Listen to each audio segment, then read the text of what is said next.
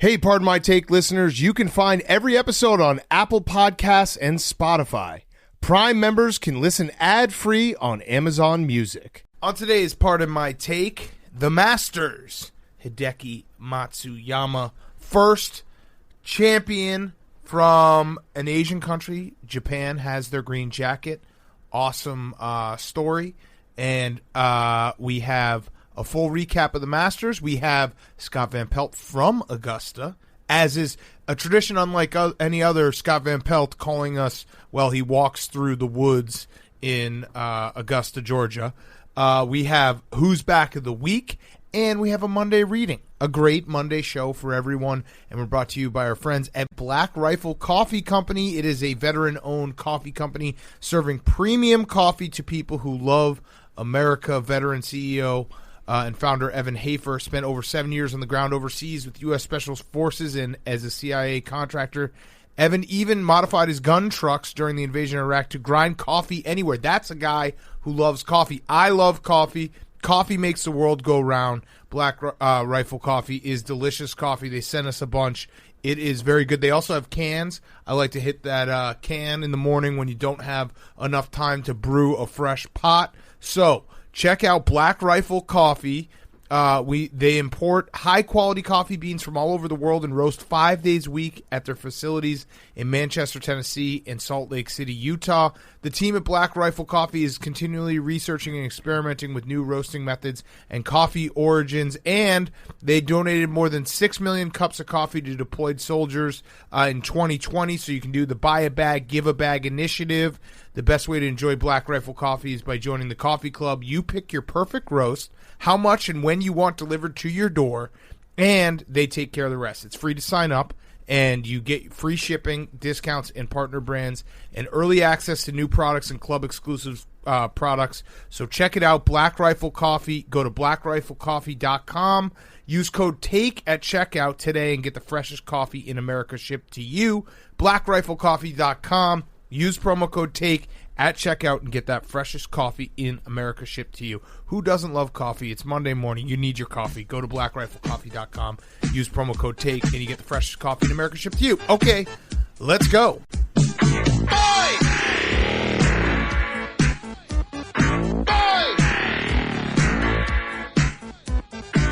Now in the streets there is violence, and none allowed to solve what to be done.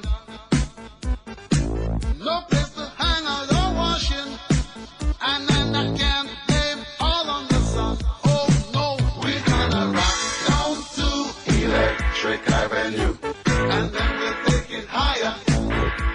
Oh, we're gonna rock down to Electric Avenue. It's Pardon My Take, presented by Bar School Sports. Welcome to Pardon My Take, presented by blackriflecoffee.com. Use code TAKE. Go there and become a coffee lover. You should be a coffee lover. Today is Monday, April 12th, and I wanted to just point out, I'm not going to point fingers or anything, but I'm the only one wearing red for Tiger. I have red on me. So I don't know. I thought we were. Well, It is Masters Sunday, and That's a sneaky move, Big Cat. Well, it was a sneaky It's move. not that sneaky. I thought we all could've agreed. texted the group we thread. would wear red every single Sunday until Tiger is in another Masters. I think Tiger would have won this Masters, I'll be honest with you. I This agree. was his. So Yeah. actually, when you said in the intro, the first Fuck. Asian person to win a Masters tournament, From Asia. Tiger Woods. From Asia. From Asia, yes. So from Asia, It, wa- so- it was actually it was a cool moment at the end when Very his, cool. when his caddy bowed to the course. Yes. Ultimate respect What are for you talking Augusta. about? Oh, there we go. Hank now has his red on, so welcome to the show. Hideki Matsuyama is your Masters champion 2021. I'm wearing black for Prince Phillip. There we go. Gone too soon. Respect. Gone way too soon. But yeah, it was kind of a snoozer of a Masters.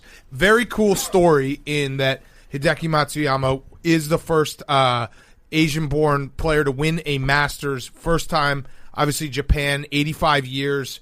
The fact that, like, a guy has entire country, like, hopes and dreams resting on his shoulders, I don't know how he fucking does it. Yeah. Like, I think about, like, the pressure of these moments, and then you add in that, and it's, like, incredible, and he won it somewhat easily. Yeah, so there was a moment on the first tee where it was like, is the moment too big? Is he going to choke this way? Then he bailed himself out on that hole. I think he salvaged a bogey, right? But he was like way off in the woods on that first tee shot. That first tee shot was very relatable. Yes. It was like you could tell he's sitting there. He has an unreal second, back nine. We're golf guys. I was going to say second nine, but I meant back nine on Saturday. Moving day, which a lot of people were confused what moving day meant. No, moving day is a real thing. Yes. A lot of people thought it might be movie day, which it also kind of is, but it's moving day. He sits overnight with a 4-stroke lead and then comes out and just totally biffs his drive, and it was a very relatable moment of like, you probably were thinking about this way too much, dude. It is fucked up that they make you tee off in front of everybody. Yes. Like, that's got to be, the nerves in that situation have to be bad. And then he almost choked it away on the back nine. Yep. But then Second nine, Xander Schauffele bailed him out by choking harder than he choked. And for like maybe 5 seconds, it looked like we might have some competition going into the back 3 holes, aiming corner, as we call it. Yeah. But yeah, he pulled the last 3 innings. The last is what they call it. Yes, the final third of the golf course.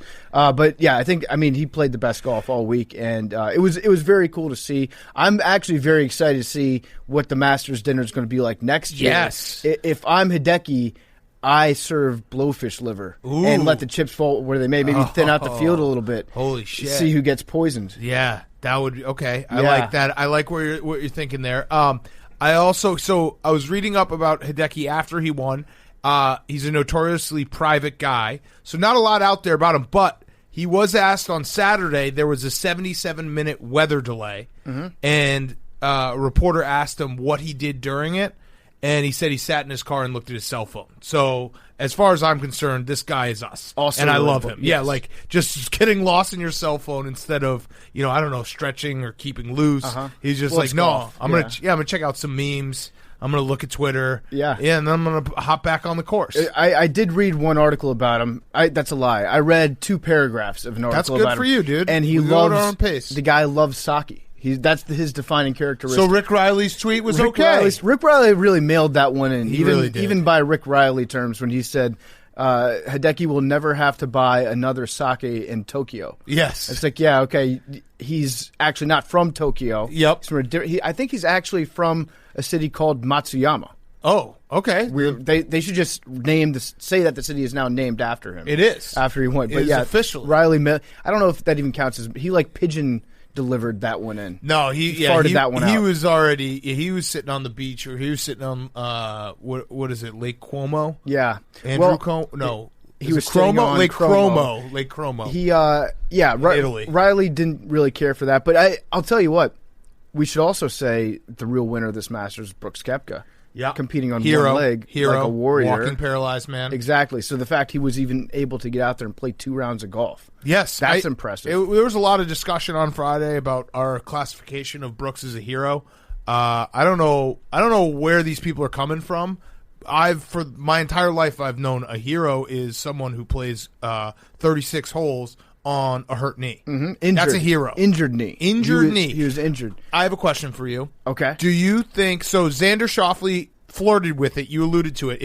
There were maybe 3 minutes of compelling Masters. Yeah. No, I should take that back because there were at the beginning. While Hideki was like kind of going through it when he had that double bogey or whatever it was, that was compelling. So in the process, and then right after, until Xander hit his tee shot, and my guy Will Zalatoris, who we got to talk about in a second, who he came out birdie, so that was exciting. But yeah, there was like a 5-minute span where it was like, oh my god, Hideki's in the drink, Schauffele's gonna maybe get, it's within 2 strokes.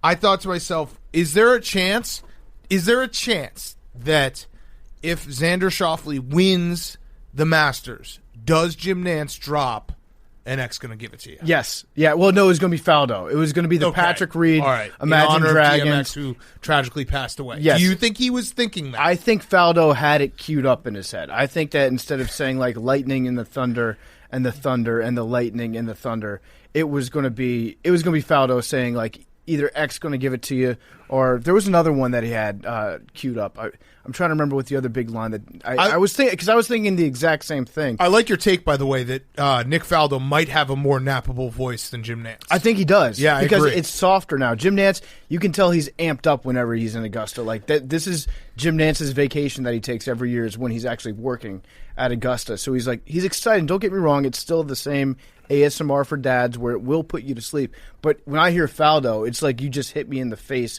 with like a gram of Dramamine. Yes. And I'm just like, I'm just freebasing NyQuil at that point. I also like Sir Nick Faldo, sorry, apologies. Sir Nick Faldo's ability to be the gatekeeper of all of golf. He oftentimes drops like a R game, and I kind of like that. I like that we have a gatekeeper out there watching over for us. I also, I love the Masters. Everyone loves the Masters. It's great. It sucked that it wasn't super exciting down the stretch, but I did. Will Zalatoris was my guy. I was riding him like a horse. I was hoping that he was gonna, come through. He's the one to watch. I think we need to get him on the show. I think we need to add him to our stable of Brooks, Max Homa, and I think Will Zalatoris I think he's ready. I think Adam Sandler bump. He got the Adam Sandler bump. He's just got like a hilarious frame to him. It's like, you know how you always say Michael Phelps' body was made to be a swimmer? His body was made to be a golfer. No shoulders or torso whatsoever. Long arms. And just the torque. Just the torque on that. Spin rate. He looks like if Billy had taken up TikTok instead of sports. Yes. Yeah, pretty much. He is if he stands sideways, you can't see him. Yeah, like it's crazy how skinny he is. So I think we're gonna have to add him to the stable. I also I felt like a total fucking idiot when people were tweeting about the Adam Sandler thing on Saturday. I want to say, and someone had created a meme that was like he actually was in Happy Gilmore, and I was like, holy fuck! And I almost retweeted. I was like, you fucking asshole. Like, yeah. That movie came out 40 years ago. And he's like 24 years old. So credit to me for not doing that. But he is the guy who won who didn't win. Yeah, and it was fun hearing Jim Nantz say he's Latoris. Yes. That was just erotic. No bonks, but that's a bonk. In a platonic way, it was hot. Yeah. Hot. Things. I've got a Colin Cowherd take. Okay. You ready for this? Yeah. I think that Augusta National is the Kardashians of golf courses. Because everyone talks about it all the time. It's perfectly manicured. It always makes sure that it's presented in its best light. You know, they always go. They even with the papers that they give you, if they give you like a wrapping paper for a pimento cheese sandwich or a barbecue sandwich, that's green. So even if it falls on the ground, you don't see all the trash getting blown around. They always make sure that it's always got its best foot forward, and they will go out of their way to make sure that it is never presented in like a frumpy light. You know, they take care of maintaining the image of the golf course. And they probably both won't let Lamar Odom onto their property. That's true. That is also true. That's my Colin Cowherd take. I like that. I remember what I was going to say. Matsuyama. So he wins the Masters, 85 years, waiting for the green jacket, Japan, all this stuff. I also think that like that was the most successful run that someone has ever had wearing their sunglasses on the back of their hat. So not only were they on the back, but they were on the back and upside down. Like, it was that's fucking badass. Right. Like that move is usually for a guy with truck nuts who's going to road rage and probably inhale some computer duster, right? Like that's a totally different type of guy who's wearing their sunglasses backwards or upside down on the back of their hat. And so he doing that, like there's got to be a group of guys who are probably way too sunburned and have the coconut shell necklace, the pukas, squeezing the life out of them, cheering in their trailer, being like, he did it for us. I would say it's a chubbier guy move too, like a guy with a goatee. Kind of like the Chris Moneymaker type face. That guy probably usually rocks them upside down backwards. The only time that most sunglasses guys, and I speak as one, I would never even think to like going backwards and upside down. Yeah, so it's a power move. I might have to start rocking a second pair that's just kept backwards. Like that guy, I feel like a guy who wears his sunglasses like that is just like underwater in debt, but has a sick boat. Yeah. You know what I mean? Like, Uh-huh. can't keep up with his mortgage, but he just fucking added another 450 horsepower to his boat. Yeah, you know how like sometimes they tell you that if you're in a place in the world that has a large tiger population, you wear a mask that has eyes on the back of your head to keep the tigers away. With him, you put those on the back of your head. Like if somebody's wearing sunglasses on the back of their head, it's just to keep cops away from Right. Everyone who's like listening, I can see you. Yeah, everyone who's listening to this podcast in Jacksonville, Florida right now is just nodding along. Being like, yup, yeah, my boat is sick. So I'll figure future me problem for the house I can't afford. I would also say that we should probably give some credit to the golf cameramen. Mm-hmm. Sometimes you forget what a difficult job that must be to be able to track the ball in midair and have it perfectly in the. Do they have like software that helps them do that? Hank, do you have any idea? I don't think so. They're always just like straight on point with it. I have no idea how it's done. I'm kind of out on the HD camera though, the Super HD. It doesn't hit the same in all places. It doesn't it hits really great on NFL. Right. UFC was weird because there was no fans. Right. This one's like, okay, so it's just a dude in a, like they actually did a couple with fan shots. It's like, so I'm just looking at a slightly overweight middle-aged white dude with a polo. Like I could just look in the mirror. Mm-hmm. That would be Super HD, right? Yeah, more than slightly overweight. Also, Faldo had Sir Nick had a very Jake-like take today, as Prince Phillip is lying in state. He was probably knighted by Prince Phillip. Yeah, right. Yes. So, Jake, did you catch this when Sir Nick? This was on like you know what? Let's 9. Before we do this, let's just say that the rest of this show is honoring Prince Phillip. Yes, and also so Queen Elizabeth. From here on out, the rest of this episode is the Prince Phillip episode. Do you think that Queen Elizabeth is going to like take some time, like go on a how Stella got her groove back type vacation? She's going to go out with the girls, little single ladies? Yeah, I mean, she's been waiting for a long. She's been married for what, like 80? They started dating when she was like 13 years old. Dude, the fact that like the Meghan Markle and what's his name, Harry.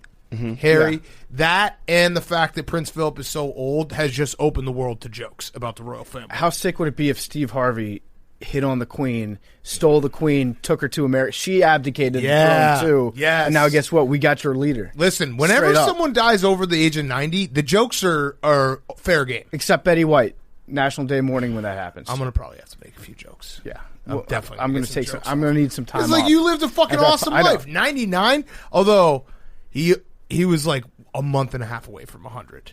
That's tough. Like you were right there. I mean, dude. that's why he got the heart surgery. Was just he's like, I can see the finish line, and he was looking healthy. Yeah, he looked great.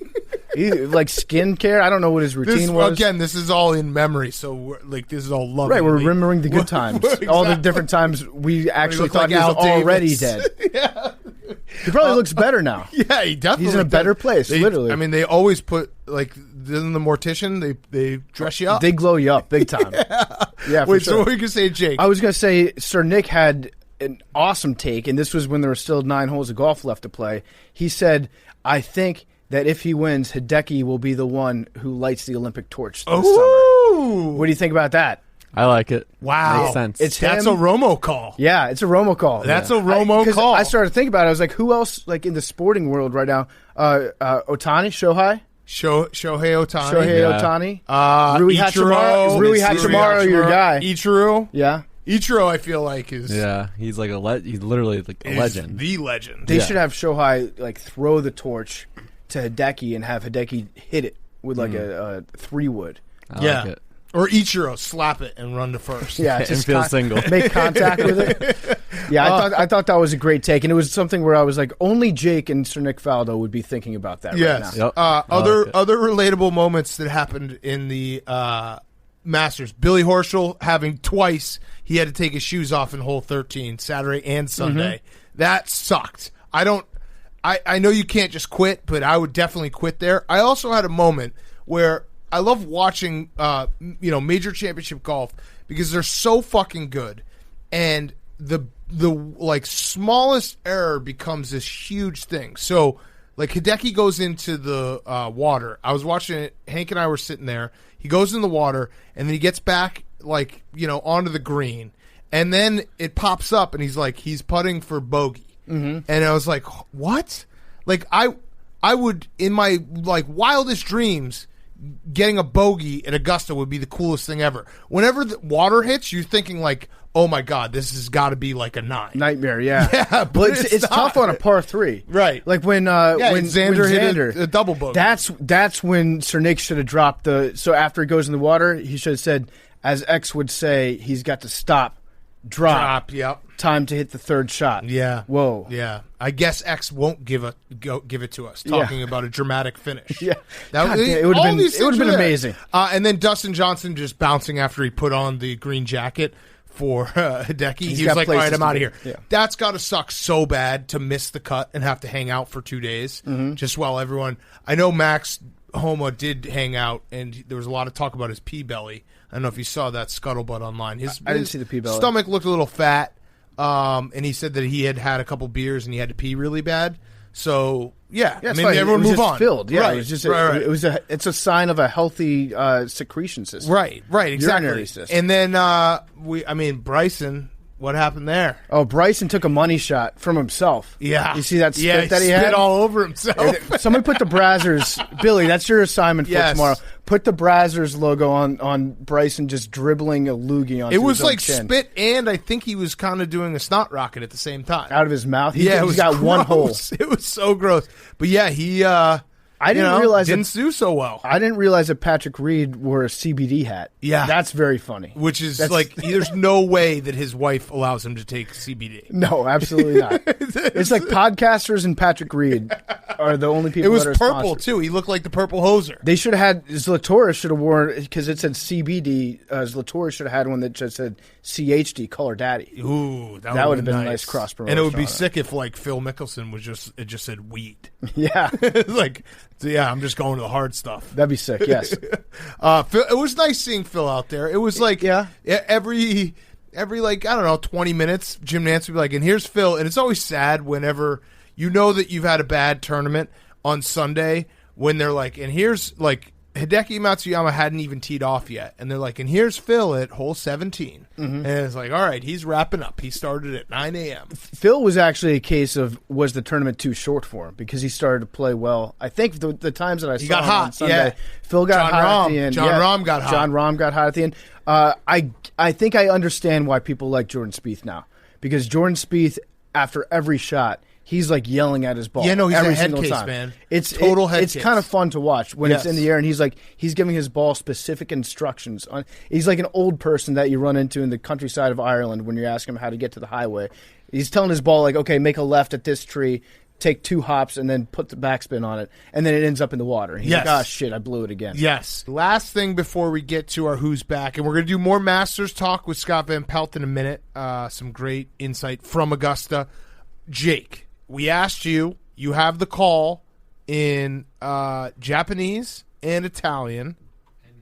And Hindi. In Hindi. Because last time we said you should do it in Indian because we're looking for more Indian listeners. People were wrong. It's Yeah, not a saying- language. Not a language. Yeah. Hindi Jews. is a language. Also, can you do X gonna give it to me in Japanese? Can work on that. Okay. It's hello friends, a tradition unlike any other. Yep. That's what the Okay, translation all right. is. Yeah, Not just do the that. final call. Just do that. Okay. All right. Japanese. Konnichiwa tomodachi. Hokuto wa chigao dento. That was good. Beautiful. It was Thanks. elegant. I practiced a little bit. Of course you Okay. did. Now Italian. Remember, use the hands. Ciao amici, una tradizione diversa dalle altre. Ooh. That You're pop. getting a lot better at this. Yeah. And then Hindi. This one I've never practiced before Oh. because it's a last minute edition. Hilo dastan ek para kise ane ke vipari. man. Okay, we're gonna need some work on that one, but that's Yeah. fine. Baby Yeah. steps. Yeah. At least we got the name of the language this time. That's Yeah, correct. progress. Correct. Right. Exactly. So We're evolving. Yeah, that's Good where we're job, at. Jake. Thank you. I like this. I think you need to. I would actually like if you would just learn 3 or 4 more. That's a lot, languages. but Well, yeah. All right, 2 more languages. right. Fluent. any championship, I'll do the final call. So we have the I- final 4 of the Masters. Yeah, I would like to also see you do some sign language for our deaf listeners. Yep. They're Yes. out there, Jake. Yes. Yes, they are. And maybe some typing in Braille for our blind listeners. I can type with my eyes closed. That's insensitive. That's not. That's yeah, that very- has it's nothing to do nothing with at all Braille. like what Yeah. they deal We with. should probably cut that. No, That was mean. No, it wasn't mean. For it to be mean, it would have to be like mean spirited. Yeah. You just said it off the cuff. You were actually saying like You were I actually have trying the to help. ability Right. to type with my eyes closed. Exactly. Right. Yeah. Apologies if I. No, you're. Doesn't mean I to think anybody. you're okay. All right, let's get to Who's Back of the Week. Who's Back of the Week is brought to you by our friends at Cash App. I was going to say Bitcoin, Cash App, but you can buy Bitcoin on the Cash App. You can buy stocks. You can link it directly to your bank account. The Cash App does it all. It is the best app out there. It's super easy to use. Go download it right now, Google Play Store or App Store. I saw Bitcoin is just like, are we on the moon yet? It's like 60,000. If you're not buying a little bit of Bitcoin every day on Cash App, what are you doing? So do it. Do it. Download the Cash App from the App Store, Google Play Store today. Put in code Barstool. You get $10 for free and $10 to ASPCA. Just go buy that Bitcoin, $10. Put it in there, and in 5 years, it will probably be $10 billion. Going parabolic. Yeah, exactly. Past the moon. Get on the moon with the code Barstool. Cash App. Thank you to Cash App. We love you, Cash App. Okay, Hank and his red Towel. What is that? Is it a towel? Kerchief. Is it a cum rag? skeet rag. Is that a cum rag? It's a kerchief. Okay. It's a crunchy rag. I got a bunch of who's backs. My first one, Ronald Acuna Jr. Face of baseball. Face of baseball. He should be. I think he's a freak. I think He's a freak I of think we nature. have to be having that conversation. He had like a 420-foot home run, and he beat out an infield single on the same game. He's got it all. Five-tool How many player. tools? 5. Can you list the 5 tools? 5 plus. List the 5 5 tools plus. right now. Okay. Running, fielding, hitting, thinking. Name sounds cool. Name sounds cool. Has the- Ronald Acuna Jr. is an awesome name. Intangibles. Has the tilde above the N, as Bryce Yep. Harper pointed out. Ronnie. What are the 5 tools? Running, Running, throwing, hitting. hitting for power. Yes, hitting for Yeah. power, hitting for contact, Contact. and then Babbitt. Fielding? No, fielding. Yeah. Glove work. Yeah. Wouldn't fielding be? Speed. We just missed this. Speed's on there, too. That's I think- running. I think there's 7 tools. Yeah. That's what I'm saying. He's 5 plus. Yeah. Easy. My who's back is Shane O'Mac getting thrown off of cages. That just happened? Happened last night. Fuck yeah. It's just it a did. nice little thing you can kind of always like check your calendar. When is this going to happen? When was the last time Shane O'Mac got thrown off like a giant surface onto the ground? But, okay. Even though it's 51, You're- it's still going down. And he's very rich, and he doesn't have to do this. And credit to him for just still doing it. It's like, It's crazy. yeah, it's awesome. How about Triple H just straight up sandbagging us on the NFT talk in the interview? He was like, Well, "Yeah, did it's he something that wink? Did he do the wink? Was he like... He was like, "It's something that we might be looking into in the future." And then the very next day, WWE dropped a shitload of NFTs on us. He did call the Bad Bunny being into it. it was did, an yeah, Bad awesome Bunny's match. back. I watched that. It was so sick. Yeah, Bad Bunny, legit. Makes up for his Corona commercials. Yes. Who's... is that your... I had posterizations as well. Miles Bridges. Woo! It was quite a dunk. That should... What's the next level after, like, a poster? Because that's what that should be. Is it a mural? Like, that was such a violent dunk. A mosaic. Yeah. Clint Yeah, Capella. Poor Clint watercolors. Capella. That was just... I think get out of the way. Or you just know what it injure is? him. You got timelined because the entire timeline was Yeah. just videos of That's that dunk. exactly right. That's exactly Got right. timelined big time. Mm-hmm. Is that it, Hank? We're good? My who's back of the week is receiver swag. Wide receivers playing above their swag level. I saw Billy tweet about this, I think, too. The NFL is just, I guess, giving clearance to wide receivers to wear single-digit numbers. And Is that official? It's a major there goes the neighborhood moment. I think it's going to happen. Peter King leaked it out, and when Peter King has a scoop like that, it's Roger Goodell just being like, "Peter, you are my trial balloon." Yeah, they're changing... You're right about They're it. allowing all new numbers, right? Hate it. I don't like it either, Hank. Yeah. Get No, it- it you know broke what? my brain when I saw it. I was like, this isn't fair because it's not only that. It's like linebackers can wear Don't like it. any number now, too. Like, imagine a linebacker wearing number 25. Yeah, I hate it. That's crazy. That's what Georgia That's football does. crazy. Do you want the entire NFL to look like Georgia football? I don't. And when it comes to wide receivers that are wearing single digits, give me a nice boxy 88 any day of the week. I Cancel think culture. what they It's- should it's do... the TikTokers being like normalized receivers wearing any number they want. Here's what they should do, though. Bullshit. They should make it so that you get, let's say, 5 single-digit numbers on your entire team, and it just has to be your 5 best players. That would make it, like, if your best player is a guard, they wear number 6. Like, it's just, that's because I'm going to say something nice about soccer, but the best player on the team wearing number 10 is kind of cool. Yeah, who's the 10 this year? It would Yeah. be cool if it was, like, the best player wears this specific number, maybe each position group. Like, who is the 7? Okay, the 7 is the best linebacker out there. I think that'd be cool. Mm-hmm. I agree with that. What do you, Billy? You don't like it either, do you? I think it was all about how like there's no I in defense, and it's like how are you going to have a team of a bunch of single-digit linebackers? I forget exactly what I said, but it's defense. Wait, yeah, are you? Yes. I think that What did he if you're say? wearing like a number 1 or 2, that should either be for like the best kicker or the worst quarterback. It shouldn't be a wide receiver. Yeah, but it also I think it's badass when like number 2 is a sick defensive end. So that's just in college. It looks weird. It's cool to have like Jadeveon Clowney when he was in college Right. and he wore the single digit. It looked awesome, but it also broke my brain, my scouting brain.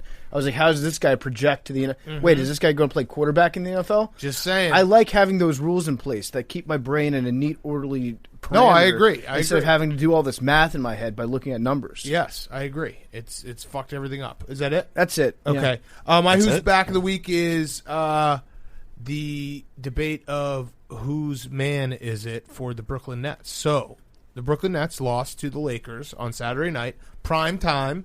A Lakers team that didn't have LeBron or AD out there, and it has been pointed out that the Brooklyn Nets this year, they are 36-17. They are 27-7 with James Harden playing, and they are 9-10 without. Ooh. James Harden is the best player on the Brooklyn Nets. Well, what's the record been since they got Blake? I don't know. It's probably like I think they've lost a couple times. I know they lost to the Bulls. Probably let's say 5-2. Okay, that's pretty good. Yeah. So it might be Blake's team. That's a guess. So But 5-2. I do love the whose man's. It was inevitable that we were going to have that conversation when it came to this. But I team. kind of Well, I Kyrie's- watched the game last night, and I knew James Harden was out. But I also there were times where I was like, wait, they should just have James Harden score. Like they need to get back in this game. They should just have James Harden do James Harden things. So I'm kind of buying. I guess it would be my own thought of just James Harden's the best player on the team. I just love the idea that Kyrie takes these personal days, just like depending on what cycle, what is it like? What phase of the moon we have going? Mm-hmm. Like what stage is it? Aquarius rising. Taking a day off. Yeah. What are you going to do? He's taking a day off. Let him take a day off. And then my other who's back is the Corp is back because ARod. What's the next best thing when you can't buy the New York Mets? You buy the Minnesota Timberwolves. Mm-hmm. That's It's literally that's like a pretty good consolation prize. that is when they list all the franchises in all the sports. I think Mets and then Timberwolves come right after the Mets. I mean, everyone always talks like the major markets. You talk about Minnesota, the Mets, yeah. the Yankees, the Lakers, historic teams. the Minnesota Timberwolves. George Mikan. Yeah, listen, you spend a lot of time talking about like early stages Kevin Garnett, like how great he was. Latrell on that team. Sprewell. Yeah, Have you asked if he's all going of to them. move him? All the Ricky Rubio. I have not asked, but I know that Spencer Hawes is already asking, so I said, yeah, maybe. Everything's out there. Have That's you reached out at all? Like I a little actually twerp, like, enjoy congratulatory. No. it's definitely I- the move though for ARod. Like he Maybe is send an email. he is buying that team to move it. To Seattle. It'd be funny if he moved it from Minneapolis to St. Paul. Well, the good thing is, if you're a Timberwolves fan, you're like, well, is A-Rod going to move this team? I don't think A-Rod will. And his co-owner is also Where'd he like get an drafted? upstanding guy who made all his money at Walmart. So no way will he move this team. No. No chance. He's about not- the communities. It takes right. The mom and pop shops are what are most important to him. So yeah, the Corp is going to Minnesota. How does J-Lo feel about Slash. Minnesota? She seems like she'd be a big Loves fan. it. Yeah. The Lake Minnetonka. The mosquitoes. Ever heard of it? The state bird of Minnesota. Yeah, Prince. He's dead. R.I.P. But Well, we can't. Prince no, Phillip. we can't. Yeah, I was gonna say we can't do a Prince show and a Prince No, we Phillip can't. show. This is a Prince Phillip only show. But yeah, Timberwolves. I do appreciate the few stray people on Twitter who like actually get mad at me, being like, "You better not move the team to Seattle." Like you really think that? I mean, if I have A-Rod's anything smart, to do with this. he would say that it was all your idea. Yeah, that's true. I will be the fall guy. Mm-hmm. If I actually would love to be the fall guy in that situation because then I'd be the fall guy either way. Like, you want to keep the team in Minnesota? Like, I'll be the fall guy that Seattle can blame me, and I'll be the king in Minnesota. You want to move the team to Seattle and have me be the fall guy? I'll be the king of Seattle and the fall guy for Minnesota. You at least just one city you can't go to forever. The other one, you're the fucking the ruler. I would be, you know what though? You would be the king of Minnesota if you kept the team there. That's what I'm saying. It's like if the team doesn't Either move. way, But if just you let me move be it to Faldo. Seattle, I think there are already people out there that are going to be like, thank you, Paul Allen, somehow for moving the team here. Yeah. Another one. We can't do the RIP show to him. Prince Phillip. Who got all Paul Allen's guitars? Did Jim Irsay kill Paul Allen don't so know. he could take his guitar collection? I don't know. Somehow I'm going to look into. Jake. Blake 12-4 or Nets 12-4 since I was acquiring pretty close. him. Yeah. 5-3. Yesterday was the 2. first home loss. Okay. With All him. right. So 12-4. Yeah, I wasn't. No, I was pretty far off. Pretty close. No, Crashing. I wasn't. Thank you, Jake, but I wasn't. All right. Crashing. Percentage-wise. No, still 5 wasn't. out of 7 and then 75%. No, I still wasn't. 5 out of 7. 5 out of 3. 72% and then Oh, did I say 12-4. 5 and 2? Yeah. Oh, okay. Then I was close. seven- All right. Yeah. All right. 71%. All right. There we go. So it's Blake's team. Yeah. Yeah. Crashing the boards. Ennis Cantor had 30 rebounds in a game on What? Saturday. That is crazy. How bad were his teammates shooting? There's just some stats in sports that it's just like jaw That is dropping. crazy. Like in the box score, you just see 30 rebounds. Yes. It just doesn't seem possible. Has anyone ever had a triple-double with fewer than 10 points? Oh, it's like blocks or steals. Yeah, blocks or steals. I was I'm watching sure. an old clip of Shaq in college, and he had a triple-double with blocks, and it was so fucking sick. He would just catch the ball as Yeah. you were trying to shoot it. Yeah. He had like Yeah. 11 blocks. 30 rebounds is insane. And then congrats to Liam. His UMass Minutemen won the Frozen Four. Whoa. Let's go, Liam. Hockey school. You can just say that, and then everyone has to respect it. Just keep moving. Yeah, hockey school. Got it. Billy, you got a who's back before we get to SVP? Just a quick one. Fans are back. I turned the fan on. You know what? You're kind of right. I turned my air joke. conditioning on for the first time last night. Yeah, it's that. I mean, I have a fan in my room. I just turn it on, and it's going to be on until September or October. Yeah. So that's always a good feeling. It is a good feeling. Do you like the sound of a fan? Does it make you fall asleep easier? Yeah, a little bit of a underlying noise for sleeping. Yeah. You thought about saying white noise, but you didn't. Yeah. So, like the first time that I spent the night in a hotel room with Hank and Big Cat, they turned on their fan apps without telling me they were about to do Yes. it. It was one of the most bizarre things ever. I was just looking around in the room like, is this normal? I need to have white noise. You have to announce that, though. You have to be like, hey, I'm going to turn on this loud white noise. screeching sound. It wasn't screeching at all. That's not was what a broken- fan. it was a that's broken not what fan. a fan sounds A like. heads up would have been nice. That's a screech I got a is bad not- night's sleep that night and forgot my It's- wallet it's- at the Cleveland, the Q Arena or whatever It's it is. we weren't even in the same room. We were just in a shared, like. It was the same room. Was it? Yeah. Hank was on the couch. That's right. Maybe it was the bus. That also. No, I remember the hotel room. I remember being just startled and being like, are you guys okay? Not yet. It's an Amber white Alert? noise. I think a lot of people sleep with fans on. Yeah, but I just, a heads up would have been nice. I think it's a totally normal thing to sleep with a fan on. Not screeching. Not even close to screeching. No screech whatsoever. It's just a shh. So half the people just fell asleep. That's true. Right You put that with Sir Nick's voice? Yeah. Billy, Billy, what did you get into this weekend? Why aren't you in the studio right now? I'm just studying. I got this long paper going.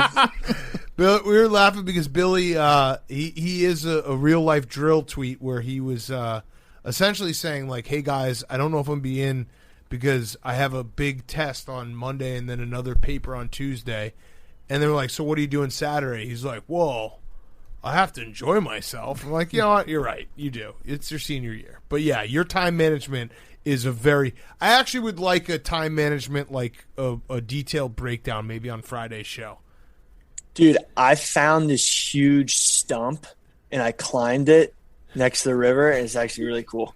And that was That's what you on did Saturday. I'm instead actually of gonna- studying yeah. and Yeah, coming I to went your to the- job. I found the highest place next Yeah. to a body of water, and I got on top of that motherfucker. climbed- And then I jumped into the river. It was sick. Did everyone cheer?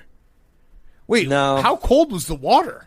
Oh, it was the perfect temperature. What? Yeah, let me find No, it. no, it wasn't. Did you do a pencil It's dive, like- or you go this- head first? This is like the second day that it's been nice out.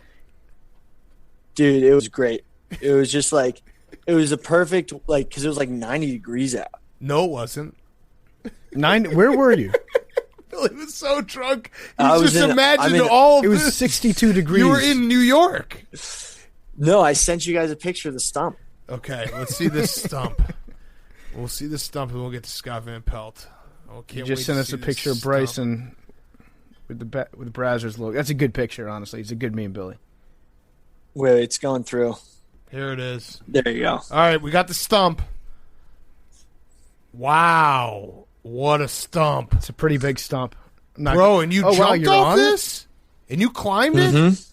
Wow.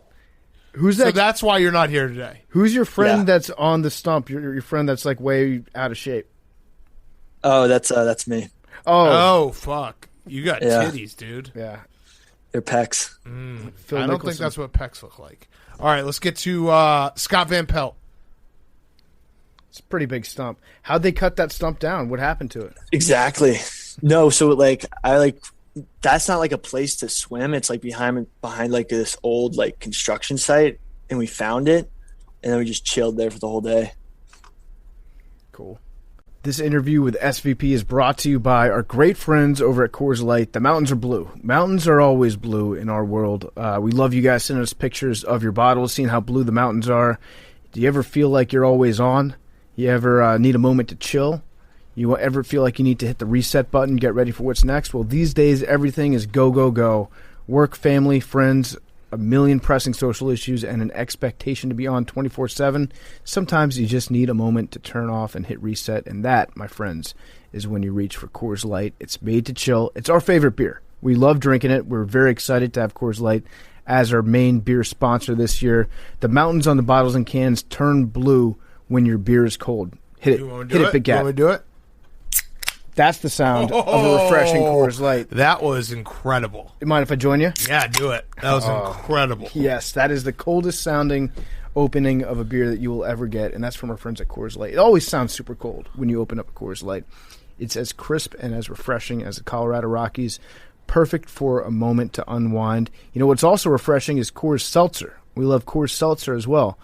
We love Coors Seltzer. We love Coors Light. We love drinking them. Coors Seltzer has these new flavors. They got black cherry, mango, lemon lime. Get Coors Light and Coors Seltzer delivered straight to your door with Drizzly or on Instacart. Huge shout out to everyone that participated in the Coors PMT lottery. We're going to be doing awesome things with Coors Light all year long. Stay tuned for what's next. Celebrate responsibly. Coors Brewing Company, Golden, Colorado, and Fort Worth, Texas. And now we got to do the lottery ball drawing. Oh, yeah. Is Let's- that right now? Yeah. Okay. Okay, so this Here is we go. for everybody that sent us their Coors Light, the PMT lottery ball entries. We're into the not contest. guessing. If it's Winner 99, I'm going to take credit for it. the winner gets a jumpsuit, I think. The PMT Coors It jumpsuit. is 10. It's 10. All right, if anybody Mitch sent us Trubisky. 10 God, we'll look it up. Congratulations on your Coors Light jumpsuit. Now here he is, Scott Van Pelt. Okay, we now welcome on our very, very good friend. It is Scott Van Pelt. I said it at the beginning of the show. It's a tradition unlike any other, having Scott Van Pelt on the show after the Masters on Sunday. So thank you as always. That had no drama. None. Well, I mean, for a second, like it was, but it was fake, right? I mean, it was like, whoa, what do we have here? He's in the water on 15, and then Xander rinses one on 16, and then it was gone. Which all credit to Matsuyama, who was brilliant. But I kind of like the title game the other night, right? Like you're waiting for UCLA Gonzaga again, and instead it was like, oh no, but Baylor's just a lot better. And in this case, Hideki, who a lot of people have been waiting on this. I mean, he's been really good for a long time, and this was his time. He was excellent. So a lot of people don't know the difference between the Masters and other tournaments when it comes to how they like handle the yardages and the yardage books that every player gets. In my mind, this is like the test of not only who's a great golfer, but a caddy. Like, how good is your caddy? Because the stuff that they have to fill in on the yardage booklets, it's kind of insane. Can you kind of walk us through what goes into all that? Look at PFT dropping in, like, what are you, Golf Channel? Are you Brandel Chambly on here? Dude, don't bleep say that that. in. Yeah, we don't talk about Brixley Chambliss. But you know what drew me in, Scott? I forgot. That's I just hit an OB. I just hit an OB right there. Yeah, he's for people who don't know, OB means On board. Awesome shot. Yes. Awesome shot. Okay, so all right, so I'll try to extricate myself from this. What I'm saying here is, that a lot of the tour events, there are these books that have very specific yardages to everything. They have these books that tell you what all of the undulations on the greens are. It's basically Cliff's Notes. I think I know me and Big Cat. I'm pretty. PFT, you're smart, but I'm pretty sure we were kind of lazy guys, right? Maybe Cliff's Notes here and there, just do what you had to do. Spark Notes was my jam. Okay. Yeah. Well, these are Cliff's Notes for the golf course, and Augusta National, they don't provide them, and you've got to sort it out on your own, which is. It's kind of why I wonder about Bryson DeChambeau, because this guy has got so much information in his brain, and he's grinding on so much of the physics and the humidity and the undulation and the rotation of the earth and this, that, and the other, and his numbers, and he doesn't have all the info here, and I almost wonder if it kind of jams up his airspace, so to speak, because you got to sort it out completely on your own. And I think that's why you hear people talk so much about local knowledge and about playing here for years. Matsuyama 10 years ago was low amateur, so he's been here a ton, and you figure stuff out over time, which is what makes with Zalatoris, the rookie, in his Masters debut, that makes what he did incredible, because you're not supposed to be able to figure it out that quickly. And he looked like he belonged all 4 days. Big Cat, I saw you were tweeting about him all throughout. Hard not to like him. Fun guy to watch. He looks like he weighs about 120 pounds, and he's out there throwing punches on Sunday in Augusta. Yeah. And it makes sense now what you're saying about, having to be there, because everything I read was like Zalatoris, he's not going to be able to hang because he doesn't have that institutional knowledge that guys build up over the years. So Matsuyama, I want to give him a little bit more credit because it was phenomenal. He kicked everyone's ass. What that though, we were joking, the tee shot on one, that had to have just been him sitting all night on Saturday being like, I'm about to win a Masters, I'm about to win a green jacket, and then comes out and just totally shanks it. And I thought it was a very relatable moment to just a little bit of pressure, and then he got right back on it and it was good the rest of the way to go. 100%. And look, Justin Rose, who's played in a ton of Masters and majors, is a major champ. He shoots 65 on Thursday, comes out Friday morning, and his first tee shot is basically, he was in the same exact spot as Matsuyama. It wasn't a shank, but it's way right. And all night, Andy North kept saying to me, you cannot comprehend the amount of pressure that's on this young man's shoulders, because in Japan, he's not their only star, but he's the guy. And typically, in non-COVID times, he has his own media entourage who follows his every move, and no Japanese man had ever won a major. And Andy, who he does get a little bit, he's prone to a wee bit. I love him. But every now and then he's a little bit of hyperbole. He's like, this is worth $1 billion to him. And I'm like, do the math for me, Andy. $1 billion with a B is a lot of commas and a lot of zeros. He's like, no, Scotty, you don't understand. This guy's 29 years old. He's going to have, give him 40 years of being able to be, I'm the Masters champion in Japan. He's like, you could be a 9-figure-a-year guy. And David Duval, former world number one, who's a major champion himself, told me this morning, he goes, look, that's not crazy at all. He said, it might be conservative. You can't fathom how much money this is worth. So you're sleeping on that all night. You're trying to win the Masters because that's more important than the money. But if you win the Masters, you're going to get the money. And, how could you not have those nerves? And so he hits one off the hosel on one, and he makes bogey, and he goes to the second tee, and a 4-shot lead is all of a sudden down to one, just like that. But, I was surprised nobody was able to put any pressure on him really until Xander in the very end. None of the guys that I thought would make a move Sunday really were able to, and his lead was pretty comfortable most of the way. And so you're right. You're waiting all day to feel like, the nerves and the drama and all this and that, and mostly outside of a brief moment there on 15 and 16, it was, I don't know if boring's the word. It wasn't to me, but it wasn't it didn't have the same punch that, a lot of times the Masters does. It's always fun to watch no matter what, but it wasn't the most memorable Masters, but of course not. So I had a question. So our colleague Nate tweeted this out, and I thought it was a great idea. The evolution of how we broadcast all these sports. obviously Augusta is probably going to not do this because they don't have to. But do you think golf will eventually get to a point where they have on the leaderboard how much money guys are losing for the places that they drop at the end, especially in a blowout? Like Xander Schauffele lost $575,000 when he double bogeys 16 or 15, whatever it was. He goes from second place of 1.2 mil to $667,000. Like, that would actually be compelling down the stretch if these guys are making putts even like at 12th or 13th. Like, hey, Sure. he just made an extra $40,000. I could see that other places, not at Augusta, because at Augusta, it's the money in their estimation is inconsequential. Yeah. You're going to win a ton of it. I mean, he won more than two, and Zalatoris won 7 figures on Sunday. I mean, like, basically matched what he won his whole life with a second place finish. But the way they see it, that's really not what you're playing for. At a regular tour event, like, I think the PGA Tour is going to be right there at the forefront of like live gambling and embracing that, because they recognize that people that play golf, I don't care if it's country club golf or municipal golf, you understand the idea of having $1 on the line. And I could see that for regular tour events, but particularly the Masters and majors, and by the way, Big Cat, you don't need to do it because Twitter people are going to figure it out, and Ravel will have like what it is and what your hat was worth for the 5 seconds you were on TV anyway. Mm-hmm. Right. True. So what's the vibe like around Augusta in between rounds? Like, you were just talking a second ago about hanging out with Andy North all night and him, giving you all this inside info. I like to imagine that that's exactly what happens. Like, you guys just go to the bar afterwards and Andy North just holds court and just explains exactly what's going to happen. Absolutely wrecked on sangria. Yep, North blind drunk on sangria.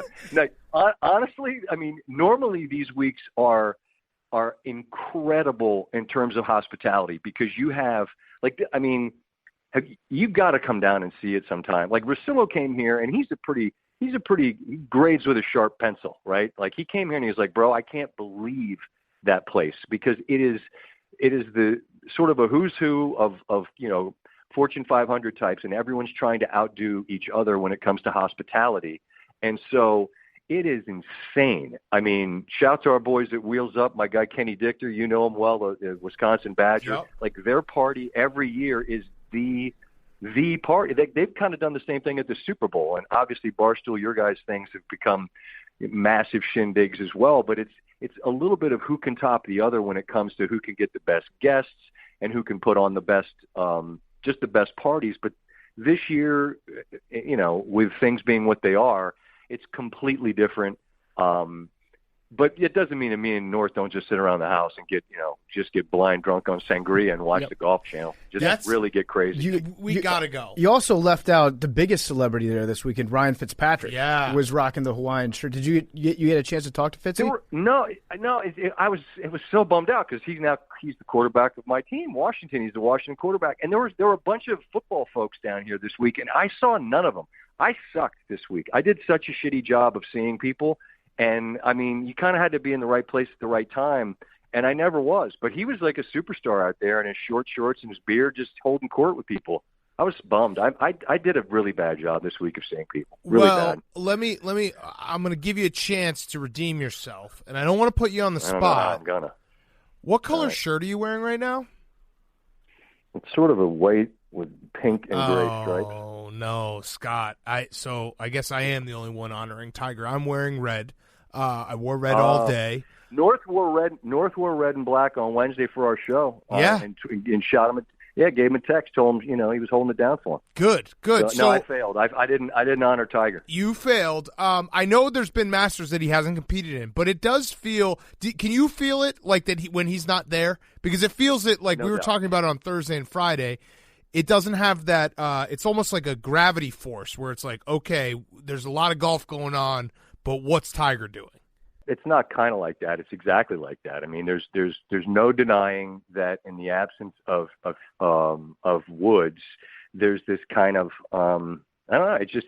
He injects a different level of excitement, and it was wild on Saturday. There's that brief rain delay, and naturally your CBS like, let's see, what should we put on? Oh, I know, 19 Tiger. How about that? And when the golf starts back up in the afternoon, there's part of you that's like, okay, well, good, let's get back at it. And then there's part of you, I'm sure, that people are like, no, I want to watch Tiger win, because what he did that day was nuts, just in terms of the emotion of the moment. And so, look, everybody knew he wasn't going to be around. There are a bunch of young players that I think people like, and when DeChambeau plays well, I think he captivates a lot of attention. Spieth does, but it feels more golfy with him. Mm-hmm. It feels like it's more of a golf crowd that kind of follows his ups and downs in every move. I think there are a ton of young guys that are compelling, and the sport has got plenty of people that can carry it well. It's rated well without Tiger, but particularly here, there's just no denying that. That not having him, you lack what he provides, and it's really something that only he provides. Yeah. I was wondering if you got a chance to run into Sir Nick this weekend, and if you did, I did. Can you tell me how long he's planning on growing his sideburns out for? Because right now, Nick looks. He's going for like the aging trombone player in a ska band look, and he's pulling it off. But I just don't know how much longer and sharper they can get.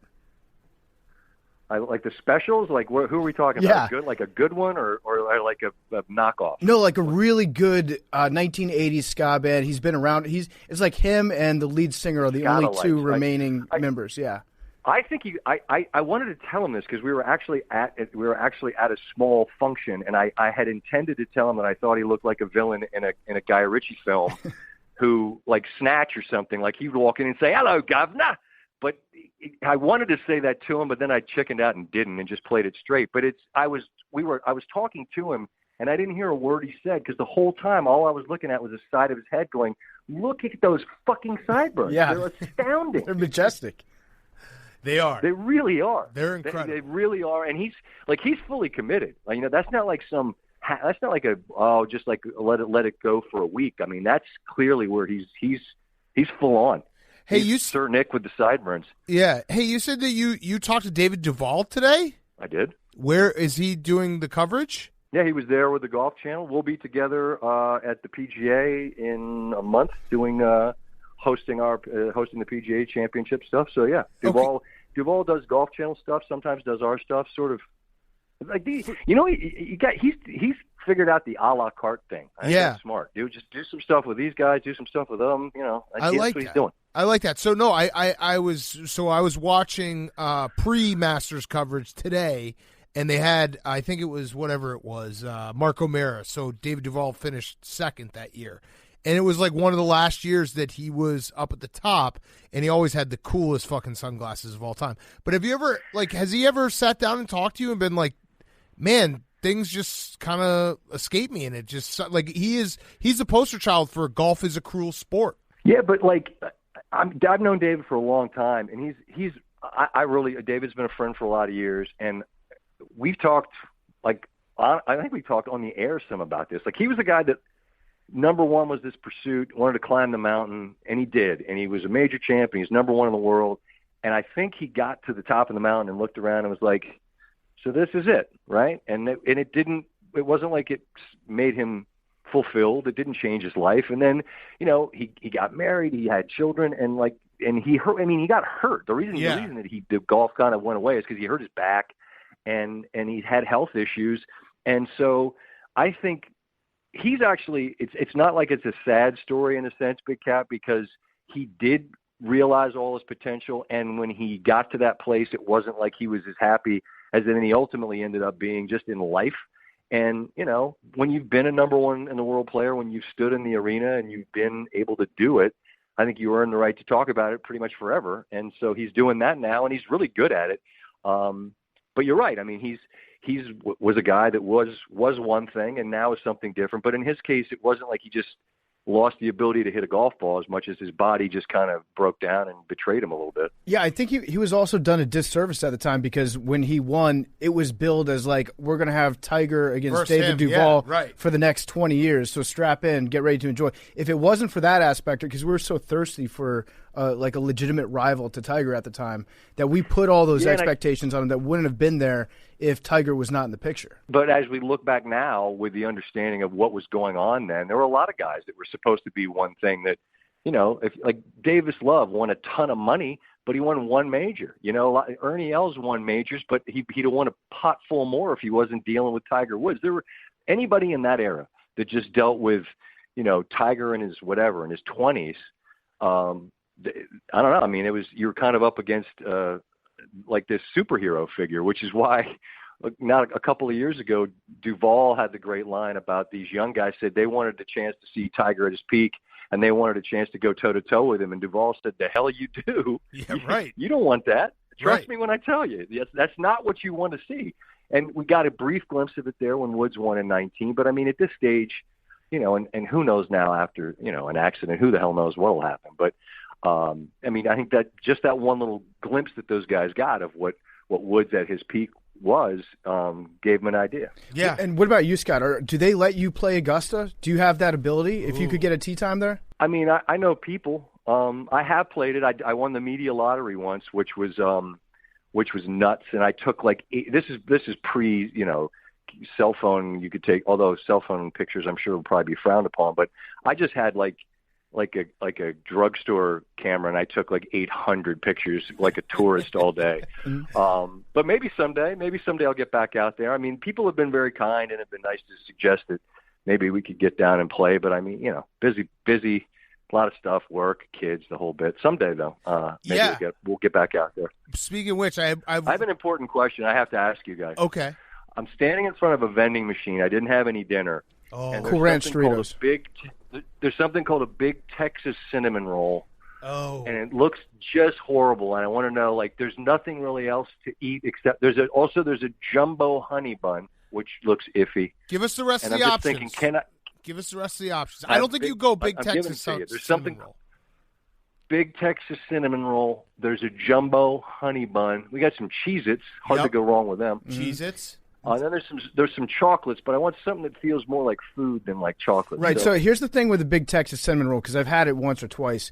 It's about like 2,500 calories, so it's a meal and a half. Yes. It's heavy. No, It's going to sit in your stomach. This is 420. It just looks like it would be like really thuddy. Like I'm Yes. afraid Yeah. it would hit, like the belly and land really hard. I'll put it this way, Scott. You're about to get on a plane. If you want to make sure that you don't have to use the restroom while Yes. you're on that plane, then eat the big Texas. Yep. Wait, do you have There we go. animal crackers? Animal crackers?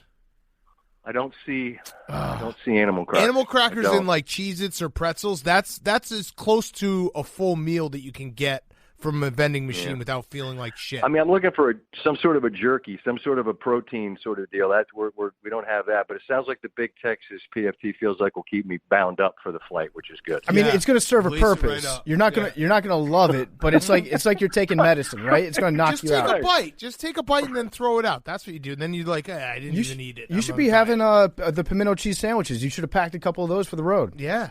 You want to know the sad thing? The sad thing is this costs the same amount. It's $1.50 for the big chicken, $1.50 for pimento cheese. All right. So I had That's one not last the play, question. though, by the way, fellas. That's Yeah. not the play. Chicken salad on the brioche. That was new for 2021. Ooh. We ate about 11 of those today.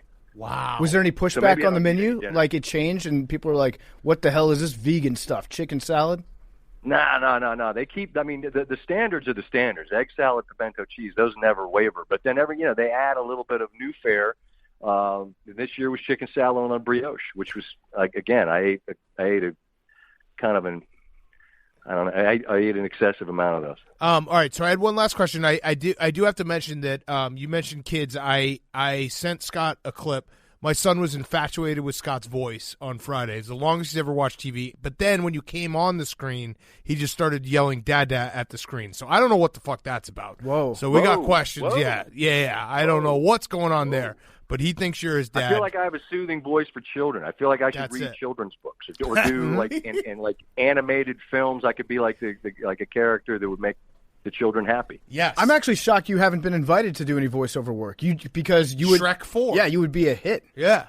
No, I said animate. Well, I mean, from your lips to God's ears. I mean, I've done. I did some video game stuff. We were in Tiger's video game. We were also in the Aqua Teen Hunger Force. It was called. What was it called? Mutant Pro-Am or something? Look That it up. sounds right. Look it up. I swear to God, there's a golf video game for the Aqua Teen Hunger Force that I did. I don't know that it sold as many as the Tiger video games, but I haven't been in any cartoons, which I feel like PFT is going to get that sorted for Yeah, me. we got to Boner dogs. Yeah, Boner dogs. We'll get you in. You'll be all the right. announcer for the dog race. Yes, that's perfect. That's perfect. So I'm in. my Can last. I do an English accent like I did with Nick Faldo and just say, hello, governor? Yes. Yeah, you can be yes. both. You can interview yourself. Well, You can this whole interview entire British guys episode, as you well. don't even know this, but this entire episode has been memorialized for Prince Phillip. True. So that's perfect. Wow, pour one out. I'm gonna get some. With the big Texas cinnamon roll, loved- I'm gonna get like a yeah. can of dry ginger ale. I'm gonna pour some out Yeah. for him. No, Prince Phillip loved Big Texas cinnamon rolls. That was his favorite snack. That's what did him in. You should have had another bite. That's why he only lived to 99, not 100. All right, my There you last go. question. Do you have a Fats Russell jersey yet? No. Fats is in the transfer portal and he's headed to Maryland. But I mean, we're excited. Just how good a name is Fats? Like just The best. You know what it is too? I think you'll have another like resurgence where people who watch college basketball, and then flip on. I'm really talking about gamblers who flip on a URI game against Dayton on a Wednesday night, and they're like, "This guy's name is Fats." Once he goes to Maryland, everyone's gonna be like, "Holy shit, there's Fats Russell." Dude, that's Fats. It's Fats. He led the show one night. Yeah. Big Cat, he led the show one night when he was at Rhodey because he had like 41. Yes. And it was, I think, 2 years ago. Little did I know that someday he'd be my favorite player and that I'd end up with a jersey with Fats. Do you think, though, that the Maryland success that will happen next year, which I'm sure it will. They've got a because- great recruiting class Yeah, right now. well, not recruiting class. They're doing the transfer portal. Do you think that's kind of cheap? Do you think it's cheap because Wisconsin doesn't have anybody? And No, those guys just are leaving answer the portal? question. Don't make this about me. I'm asking you a question. Do you think that your success next year, which I'm sure you guys will have tons of success at Maryland, is cheapened by the fact that it's all transfers?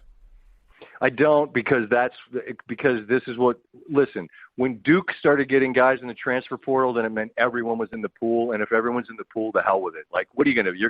You're gonna do it with the purity and sanctity of, like, going out and getting some 3-star guy from Oshkosh, Yep. from Kenosha Yep. or something. Yep. Well, have fun with that. We're going to go get guys – we're going to go get starters out of the portal and try to win a title. You guys are on the must bus. He's got 25 guys. Listen, Scott, we're there's, hypocrites. there's something it's classy and honorable to talk to a kid when he's 12 years old and keep talking to him until he goes to your college, and then you win with him. Yes. As opposed to getting just some mercenary from Some another adult. school. Yeah. Yeah. I agree in theory. Listen, we're joking, but we're not. Like, I completely agree that when you recruit a guy and if they stay for 4 years, there's something awesome about them winning. But in 2021, when everyone is just out there and it's just like chaos, it's like a swingers convention at closing time, and everyone's just trying to find somebody to leave with. Well, then, like, whatever. Listen. I'm just getting myself ready for Maryland being good and knowing that you're going to be so insufferable about it. So I have to find a way to cope. Why do you keep saying this? I'm not in. Well, Maryland's Big going to Cat, be great. I'll tell you They're exactly. going to win the title. Scott, I'll tell you exactly what Big Cat's doing right now. I know him pretty well, and he is acknowledged in his own head that Maryland will be a very good team. So he's moving the expectations window right now for you. No, they're going to win. So, it like, all. if you make it to the Elite Eight or the Final Four, and you don't win, now Big Cat can be like, "That's a failure." You guys. They have to win the national title by 20 points plus. See, that's all. This is cruel and unreasonable. I just want to beat you, and I hope we don't play you in the Kohl. So we don't have to play you in the Kohl Center, and I complain about officiating, which I started doing about mid first half this year, but it worked. It worked. You hate Wisconsin at the Kohl Center more than pretty much anything in the world. And I understand. Brad Davison doesn't foul. Which is weird because I love Madison and I love Madison people, but you guys think you've never fouled anybody because you coach not to foul, and then if someone calls a foul, the entire building acts like an outrageous crime against humanity has taken place. Fact. You guys should try doing that. That's true. Yeah. Fight Try fire not with fouling. fire. Try not fouling. It might work. All right, enough. All right. Well, Scott, thank you as always. Really appreciate your time. Enjoy the big Texas cinnamon roll for Prince Phillip. Shout out our guy. All right, a legend. I'm literally gonna buy it. I'm gonna buy the Big Texas, and if this is like if I eat it and I have an untimely demise, I just want to say I appreciate spending the last moments on Earth together with you guys, and it was worth it. The Big Texas, I hope, was worth it. Yeah, we're gonna find out real quick if you die on the plane, and we're gonna edit this part out so it doesn't make us look like accomplices. No, we're gonna keep it in. We'll get so many people listening. Oh, here's how Scott Van Pelt died.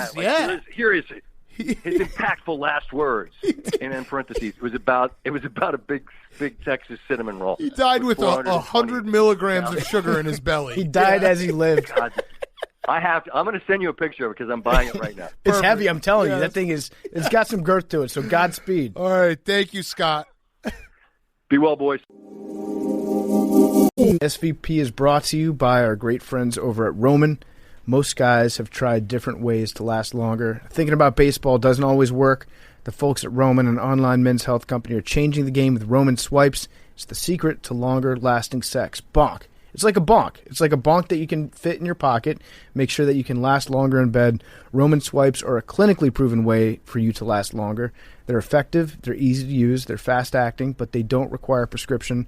They can ship the swipes to you in discreet, unmarked packaging, and each swipes packet is small enough to hide in your wallet for whenever you need it. Hank just tried to bonk me with an airborne bonk, and he missed. They're super easy to use. Just take the swipes out of the packet, swipe it on, let it dry. You're good to go. That's it. So go to GetRoman.com/take. Get your first month of swipes for just $5 when you choose a monthly plan. That's GetRoman.com/take. Okay, we are going to finish up Monday's show with the Monday reading. Monday readings are back. We do Monday readings whenever we have something that is Monday reading worthy, and this turns out that it is very much so Monday reading worthy. So it is something that Hank found on AWL DM'd it to me, so shout out AWL. Shout out to AWL, and it is titled "An Interview with the Man Who Keeps Uploading My Feet to WikiFeet."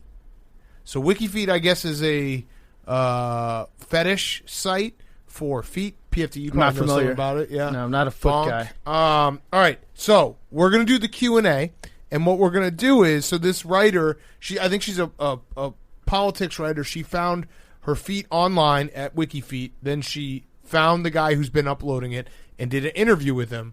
And we're gonna have Jake be the part of the foot fetish guy, and PFT and I will be the part of the interviewers. We're Lauren Bassett, and we are going to stop at random spots to laugh about this. Okay, I'll start. Robert, is it just Robert, or do you go by something else? You sound young. Yeah, just Robert, and I'm almost 60 years old, young lady. Oh, do you consider yourself a foot fetish? Yes. Since when? Age 6. Okay. This is already just not me. Jake, that's very specific. No, that's you. That's very specific. Don't break character. That's very specific, Jake. What happened to you when you were 6? A couple things have happened, but we'll start there. I have 5 sisters. Well, I had 5. 2 of them passed away. What a fucking brutal thing to just drop on. But a lot of their friends would come around, and we had a pool in the backyard, and they'd be barefoot. You know, they'd be here while my sisters weren't here. They'd just come over and use the pool, and I would give them foot massages. Oh, so it was actually kind of his parents' fault for having a pool. I was going to say, right off the bat, it actually sounds like he was talking about how he had a lot of sisters, and then he wanted to sound like he wasn't being a creep about his sisters. Yeah. So he said, actually, it wasn't my sisters. It was their friends who were over all the time when my sisters weren't even there. Right. You totally didn't want to fuck your sister, Jake. What was the other thing?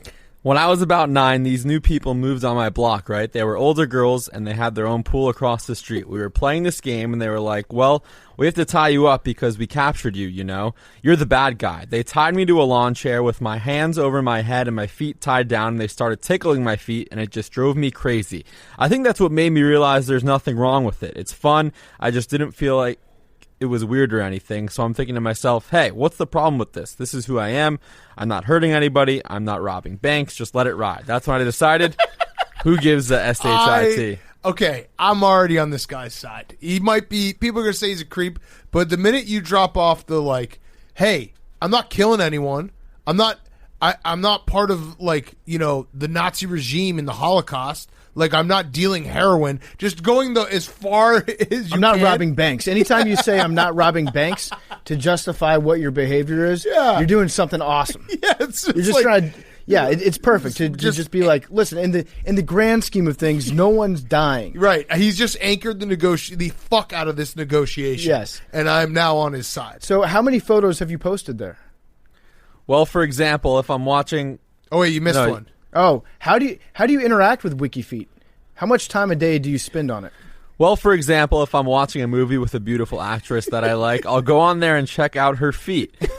Or if I'm reading a story about someone like you who I think is very pretty, I'm going to go check and see if she's on there because I'm curious and I love feet. So that's definitely the creepy part, is that like it's just a random writer. Anytime you see somebody that's moderately attractive, you're like, I wonder, Yeah. let's see if their tootsies are online. Get those feet. It's like how if we're watching some sort of sporting event and we're like, that dude's good, I wonder how much money he makes, and you look at his contract. And Right, like, that's the curiosity this guy has. Oh, my God. All right, how many photos have you posted there, Jake? A couple hundred. Ooh, and how did you first discover my feet? I can't remember how I first discovered you, but I looked on Instagram and saw you on there, and you had a lot of barefoot pictures. That's how he discovered her.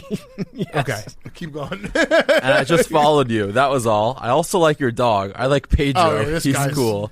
Your feet are quite beautiful, by the way. All right, I'm now back. So I was on his side when he did the old sleight of hand trick, being like, "I'm not robbing banks." I'm like, he's right. He isn't robbing banks.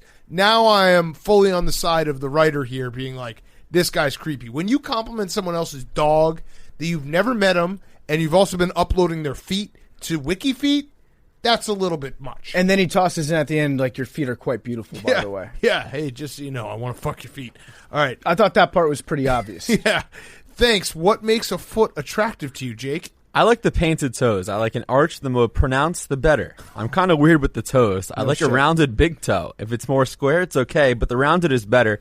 I definitely like the soles, but I like the arches. That gets you turned on. The arches. The arches, Yeah. yeah, because the arches, if I were to put myself in the shoes of a foot fetishist, it's like that's where your dick can go. Well, also, it's like, yeah, like you like the curves. Yes. You like the humps. You like the bumps. The cleavage, the Yeah, foot right. cleavage, yeah. that's it. The I arches. also like how he's like, I like a rounded big toe. If it's more square, it's okay, but the rounds, Yeah. that's the ones that this guy just likes any foot. Yeah. I think you could see the more mangled. Well, flat feet. No go. Oh, I got flat feet. Yeah, so you're out. Okay, Yeah, sweet. he needs those arches. Can't fuck you, bro. Yeah. Sorry. You can't wear a push-up bra, aka arch support, like the Dr. Souls, and get away with it with this guy.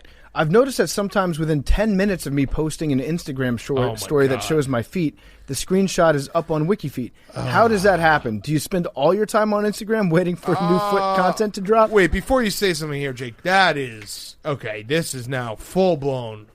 This woman deserves to like put this guy in jail. So he probably has alerts on his phone. That's well, like you can't get a story alert, can you? I don't know, but that's a. He's just always on That's- Instagram. This is now, and I'm not going to fetish shame, but this is too far. If This I- is very creepy. If I were her, I would start posting just all pictures that cut off right at the start of my And just foot. edge him. Although this guy might like try to track her down and kill her. Yeah, this is not okay. All right, so go ahead, Jake. I don't sit here looking for it. If Lie. I just happen That's to see it and I What a like lie. it, I'll put it on there. But I'm not sitting here all day staring or anything. That doesn't pay the bills. Yeah. Okay, buddy. All right. So why not just look at feet on Instagram or screenshot them for yourself? What do you get out of posting them to another website? This is a great question. You know, it is a great question. I don't really get anything out of it. I just like to share it. I mean, people like feet like me, and you have beautiful feet. I just put it on there. I just think I'm helping other people out. I mean, I do save some for myself. Oh, Jesus. There isn't much of a community on WikiFeet. It's not like people can heart the photos or whatever. Sometimes someone will send you a little note like, that's a good picture, thanks a lot, good job. That's really it. You don't really connect with anybody. I just like to share the picture with other people. I'm generous that way. Like that one of you on the stoop in, what was it, a flying nun getup, and you were barefoot? I was Okay. dressed as a handmaid for Halloween. You posted that one? Yeah, sorry. That was very sexy. Oh my God! All right, so wait, I want to stop for a second because this guy, this is the root of it right here. Is that, well, he obviously loves to fuck feet and he wants feet, right? But this is what every like weird, seemingly weird thing online boils down to. Remember the Flat Earth documentary, and you watch it, and the whole time you're like, wait, these people don't really care about Flat Earth. They just want friends, and they want friends online. He's just doing this so that a few people will reach out and be like, good job with the feet pics, dude. Keep them coming. He's looking for, like, kinship. Yes, I agree. He has, when he says like there's not really a community on WikiFeet, there's definitely a community. And he wants There's there to be that- more of a community. Okay, it might not exist like on the WikiFeet website. They probably have like, Jesus, they probably got the creepiest Discord in America going on. You know what? This is actually this is what Ron and Jim Watkins were destined to do. Right. They would be really good at this wiki. If you saw this, there needs to be a Q documentary, but about this website instead of 8kun. Yeah. I would watch that. I'm actually back on his side. I'm flip-flopping here, but this guy... Don't say flip-flopping. Yeah, don't say... You're right. Well, open toe. Do you think he's like a sliders guy? Like the old school, like Adidas? The Adidas that have the or like, do you think bumps on the bottom? He likes the thong. I think the thong because you get a little separation. Yeah, in that's it. true. The sliders, they're okay. Right. But you can't really see the arch of the You sliders. can't see the arch. But no, what I was going to say is that my favorite thing about the internet is that every little pocket of the internet thinks that the rest of the internet is a bunch of freaks. Like if you go, if you have like a bunch of people who spend all their time on Reddit, or a bunch of people who spend all their time on Twitter, or the YouTube comments, they think everyone else is like, could you imagine being on Twitter all day? It's like, but you're doing WikiFeed all day. Uploading strangers' feed. Right. Yeah. And I think a lot of the world's problems would be solved if everyone just realized that, like, we're all kind of losers if you're online a lot, and it's okay. What do you think they did way, way back in the day? If you grew up in like a super rural community and you had a foot fetish, you didn't have the internet, you had like maybe 3 people that you saw on a daily basis, and 2 of them were your family members. The other was like the guy that lived across the street or whatever. Do you have a pool? No, you don't have a pool. Oh. No. So what do you just... Because that shit's like a honey trap. Do you think people knew that they had a foot fetish? Or do you think that they would just like sit back and close their eyes and imagine a foot? Like Spank Bank stuff. This is like the question of, you know how they used to outlaw like kids writing left-handed? No. And, they used to basically not let like kids do things left-handed. Satanic. And then when they started letting people be naturally lefties, a rise in lefties happened. Everyone's like, well, where did all these lefties come from? It's like, well, we suppressed them. Yeah, so we've been suppressing foot fetishes. It's which came first, before the rise of the internet and like the photograph even. Yeah. Did people have foot fetishes? Do you think if this guy grows up in like Toronto, he has a foot fetish? Because I think the pool really has a lot more to do with it than he lets on. He had access to feet at a young age. Always. Yeah, that is a pool. He basically... It'd be like, why are you addicted to cocaine? Well, I grew up next to Club, 54. Yeah. Is that what it is? Well, I grew up in Medellin. Yeah, right. Is that what Club 54? Studio 54. Studio 54. Yeah. There we go. That's like, dude, you had access to feet. Yeah, if you grew up in Canada, or it might become like more of the forbidden fruit. Oh, so you got to grow up somewhere in like... Because you only Ohio. You only see Although Ohio seems maybe like 5 bare feet a week. Yeah. On a good week. Yeah. You just hang out like by the rink at the ice skating rink, waiting for people to change. Yes. All right. Back to the questions. Do you ever think about how it might be a bit invasive to take someone's personal photos and put them on a fetish site without their knowledge or consent? That some people might be unsettled by that. That's a great question. Yes, I do think that, except I can't call up Jennifer Aniston and ask. But it does cross my mind because I have 5 sisters and 6 nieces. Wait, no. 3 sisters. 2 of them passed, unfortunately. Yeah. And I guess not everybody would be kosher with it. Believe me, it crosses my mind. I do have a conscience. I think people seem to have a good sense of humor about it. No. I mean, you obviously do. Some celebrities say it's a badge of honor. Yeah, a lot. That happens all the time. Quentin Tarantino. I love that this guy just dropped numbers on her head, being like, I got 11 women that I know that I'm personally related to. Those are numbers. Uh-huh. I'm looking up all of our names, by the way, right now in WikiFeet to see if we're on there. I mean, the once upon a time in Hollywood when it's just like her feet. That was one of the craziest things. I know there's a bunch of them. This is all making me uncomfortable. Visit WikiFeet men. All right, I'll do the next question. Okay, yeah. I noticed that WikiFeed has pretty strict rules. Actually, these are kind of boring questions. Let's get to better questions. What are the best feet you've ever seen? Marilyn Monroe, Kate Beckinsale, Laura Bassett. I'm ASS kissing, baby. Grace Kelly, Rita Hayworth. Oh, my God, I love her. Oh, okay. You've posted Rita's feet? Yeah, I did, but she's gone, so I don't think she gives a SHIT. That's a good point. Do you rate women's feet on WikiFeet? Yes.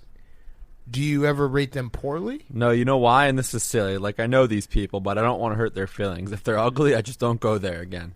Wow. Okay. They have a merch section on their website here. Okay. Don't drink in WikiFeet. That's on a sweatshirt that they have. Okay. Dave's on the website. Okay. There's 7 pictures of Dave's feet on the website. Surprising. He probably put them on there himself. Yeah. What are your main interests besides feet and the Yankees? Live music. The last concert I went to was Little Steven and the Disciples of Soul at the Beacon Theater. November of 2019, just before I got this damn heart surgery that almost killed me. Ooh, you almost died. Yeah, I had a quadruple bypass, and it was a heck of a lot of fun. But you know what? When I was in Florida in the hospital, I've had a couple surgeries. I had the nurse coming in at night showing me her feet. I actually took her out to dinner a couple times.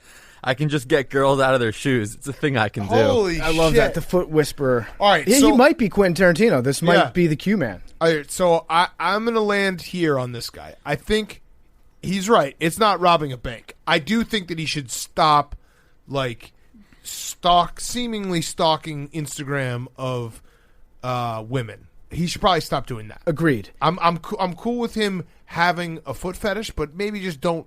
Just be a passive foot fetish guy. Like, look at Wiki. That's the don't part. upload. That's the part I don't get, because there's something else to the fetish that goes beyond just enjoying looking at feet. When you're like, I know 700 horny guys that will also want. He wants friends. He wants friends. WikiFeet is his group chat. Right, exactly. So we need to get him friends, and then he'll just be, again, a passive feet guy. Yeah, I wonder what would happen if you just put this guy, if you took away the internet from him, took away his phone, and just put him and like 5 buddies on a beach with an open bar. If he would if he would go crazy, being like, I need to share these feet with somebody. If he would like start drawing pictures of the feet, or if he would just be able to enjoy himself like a regular human being. Yeah, he actually should just go be like a bartender at a pool in Miami. Oh, that's the life. Right? Like think about that. Like if you were a super, let's hypothetically. He should be a shoe salesman. Hypothetically, PFD, if you were like a super horny guy. Yeah, okay. Hypothetically. I'm going to do some method acting. Hypothetically. Done. Right. If you were a super, super horny guy, like you would probably find a job that like could get you, looking at women and being horny all the time. Right, like if working for a website that posted like bikini shots or something Correct. like that. Yeah, correct. I would. Being an editor for JT. Hypothetically, I would, yes. So this guy, he should work, if he's a lawyer or whatever, he would trade it all in a heartbeat to go work at Foot Locker. Yes, he should do it. He should absolutely do it. Or like a bowling alley.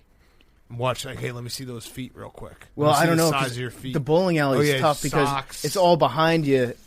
They do get very smelly. I think that most foot fetish guys probably have a smellier the better philosophy too, where they like to smell them. I don't know. What do you think? Why are you guys laughing at that? Yeah, hey, are you laughing at our laughing of a foot fetish? No, not Our at all. fetish is to make fun of the foot fetishes. I think bowling alley might be your best bet because it guarantees that people have to take their socks off. Right. Like you're getting the guaranteed flesh. Yeah. Oh, being a bartender at a sushi restaurant. Everyone takes their shoes off when they come inside. It's socks. There it is. Socks are like your worst enemy. Yeah, socks are. are bad. Ban socks. Yeah, ban socks. Socks forever. are Yeah, cap. he hates socks. He's like doing a sock burning. He's just buying them all up and burning No them. shirt, no socks, no service. Less socks in this world. All right, that is our show. Great show. We got Bill Burr on Wednesday. Ooh, get excited. Got some great guests coming up. All right, let's pick numbers. Bill, you got a fact? 99. 8. 34. No, 35. 18. 35. 66. The San Francisco garter snake is very endangered and is worth the Google. 84. Randy Moss. There Love it you is. guys. Love you guys. Hank, is the podcast up yet? 84 now tied for 5 times the most ever with 52. Talking away. I don't know what I'm to say, I'll say it anyway. Today's another day to find you shying away. Oh, I'm coming for your love, okay? Take on me, take me on. She was a rich woman, she had rich taste. She felt the blood running through her veins. I'll be gone in a day or two. She liked the life she had, she loved her big cats and the beauty of being untamed. Needless to say, I won't say it, but I'll Everything was fine, just as sweet as wine, but her husband went and disappeared. life is up And it got a little crazy, it got a little hazy, and the cops said there's something wrong. Say I'm me. Well, it's no better to be safe than sorry. Here, Gone me. Mama's got some treats for you. Here, I'll be gone. you can't find this taste in the zoo. Oh, here, Gone me. Mama carried off your shirt. Oh, here, I'll be gone. Mama made me